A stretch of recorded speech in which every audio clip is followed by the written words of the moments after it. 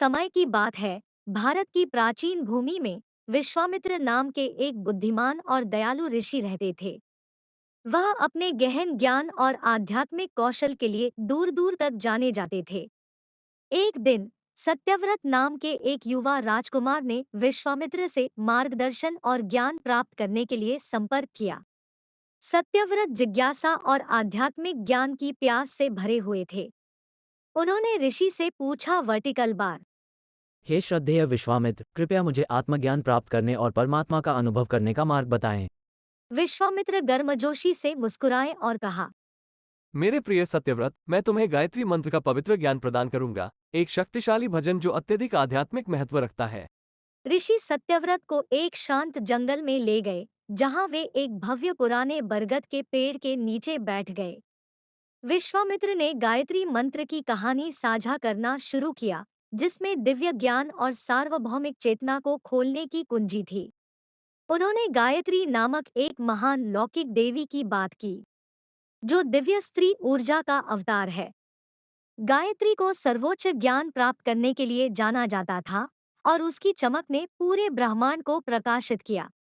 विश्वामित्र ने समझाया कि गायत्री मंत्र इस दिव्य देवी को समर्पित एक शक्तिशाली आह्वान था।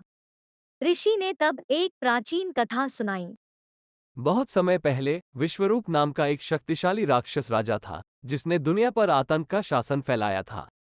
उसने सभी लोगों को जीतना और धार्मिकता के प्रकाश को बुझाना चाहा। राक्षस राजा द्वारा की गई पीड़ा को देखते हुए आकाशीय देवताओं ने ब्रह्मांड के निर्माता भगवान ब्रह्मा से समाधान की मांग की। साथ में उन्होंने गायत्री के रूप में जाना जाने वाला एक दिव्य स्त्री रूप बनाया, जो अनंत ज्ञान और दिव्य शक्तियों से संपन्न था। गायत्री का तेज इतना शक्तिशाली था कि वो बुरी से गहरी ताकतों को भी जीत सकती थी। देवताओं ने विश्वरूपा के चंगुल से दुनिया को बचाने के लिए गायत्री से प्रार्थना की। वो सहमत हो गई और एक चमकदार देवी का रूप ले लिया, एक हंस की सवारी की और उसके हाथों में एक पवित्र शास्त्र था। जैसे ही गायत्री ने भगवान ब्रह्मा द्वारा दिए गए शक्तिशाली मंत्र का जाप किया, सत्य और ज्ञान का सार उसकी प्रतिभा बढ़ गई। गायत्री मंत्र की शक्ति से गायत्री राक्षस राजा के साथ एक भयंकर युद्ध में लगी हुई थी। मंत्र का प्रत्येक छंद एक दैवीय हथियार के रूप में प्रकट हुआ, जो अंधकार की शक्तियों को नष्ट कर देता है। अंत में गायत्री विजयी होकर उभरी, जिसने दुनिया में सद्भाव और शांति बहाल की। विश्वामित्र ने सत्यव्रत पर जोर दिया कि गायत्री मंत्र केवल एक सरल भजन नहीं है, बल्कि एक पवित्र कंपन है जो अभ्यासी को दिव्य चेतना से जोड़ता है। भक्ति और समझ के साथ मंत्र जप में मन को शुद्ध करने, आध्यात्मिक जागरूकता जगाने और गहरा आशीर्वाद देने की क्षमता थी। कृतज्ञता से अभिभूत सत्यव्रत ने इस गहन ज्ञान को प्रदान करने के लिए विश्वामित्र को धन्यवाद दिया।